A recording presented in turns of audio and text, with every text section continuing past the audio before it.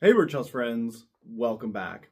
So this week's question was one we drew last week, and it comes from Chris Rockwell, who asks, Hey Birchouse, what is your favorite historical fighting style? Well, to speak very broadly, I really like the swordsmanship of the 18th and 19th century. Things like sabers and cutlasses, small swords, basket hilt swords, broadswords, things of that nature, back swords. I really am smitten with this era of fighting. And again, I'm talking about 2 centuries of multiple countries, multiple continents. So I'm speaking very, very broadly. But this is the era I am talking about. These are the sword styles I'm talking about. I've always been fascinated with this period of history. The dichotomy between the modern era, things like, soldiers using things like muskets and rifles, artillery, modern battle tactics, and then also the medieval, riding cavalry charges and the sword being still a viable hand-to-hand weapon.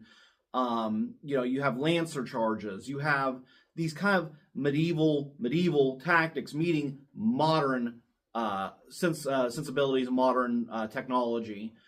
And I just find this transitional period to be fascinating. I just love this time period. And saber is always going to be my favorite sword style, my favorite fighting style. Again, just speaking very broadly.